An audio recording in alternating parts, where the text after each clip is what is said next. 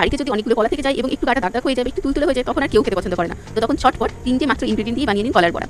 দেখে নিন কীভাবে বানাচ্ছি। আমি এখানে সমস্ত কলার খোসাগুলোকে ছাড়িয়ে একটা বাটিতে রেখে দিয়েছি। আপনারা চাপা কলা, কাঁঠালি কলা যে কোনো ইচ্ছা নিতে পারেন, কিন্তু বেশি ভালো হয় যদি কাঁঠালি কলা নেন। এরপর এখানে দিয়ে দিয়েছি আমি নারকেল গুঁড়ো।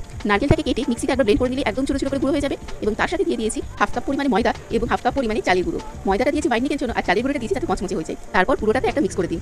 আমার হাতে করে মাখানো ভালো, আপনারা কোনো ব্লেন্ডারে দিয়ে বা কোনো কিছু দিয়ে মাখাতে পারেন, কিন্তু হাতে করে মাখানোই বেস্ট। পুরোটা মাখানোর পর তারপর দিয়েছি 1 কাপ পরিমাণে চিনি। মিষ্টিটা কলাটা বুঝে দেবেন। তাছাড়া একটু মোটা দানা চিনি দিলে একটু একবার মুখেও লাগে, সেটাও খুব ভালো লাগে। তো পুরোটা মিক্স করে 15 থেকে 20 মিনিটের জন্য রেস্টে রেখে দিন, কারণ চিনিটা তাহলে একটু গলে আসবে। সেই সময় কড়াইতে সাদা তেল দিয়ে সেটা ফুটন্ত গরম করে নিতে হবে। তেলটা যেই গরম হয়ে যাবে সেই সময় সেটাকে একদম লো ফ্লেমে দিয়ে তারপর হাতের সাহায্যে কলাগুলোকে দিয়ে বড়ার আকারে দিয়ে দিতে হবে। তারপর এটাকে লো ফ্লেমেই কন্টিনিউ ভাজতে হবে। 2 মিনিট ভাজার পর তারপর খুন্তির সাহায্যে এদিক ওদিক করে দেবে, উল্টে দেবেন। তাহলে দেখবেন যেদিকটা ভাজা হয়নি সেদিকটা আস্তে আস্তে ভেজে যাচ্ছে এবং বড়াগুলো প্রায় 1.5 গুণ সমান ফুলে যাবে। পুরো প্রসেসটা লো ফ্লেমেই করবেন, না হলে পুড়ে যাবে। এইরকম ভাজা হয়ে গেলে যখন লাল লাল হয়ে যাবে সেই সময় বড়াগুলোকে তুলে নিন এবং গরম গরম নতুন রেসিপি নিয়ে পরে ভিডিও। ততক্ষণ সবাই ভালো থাকবেন এবং ভালো লাগলে একটা সাবস্ক্রাইব এবং কমেন্ট করে দেবেন।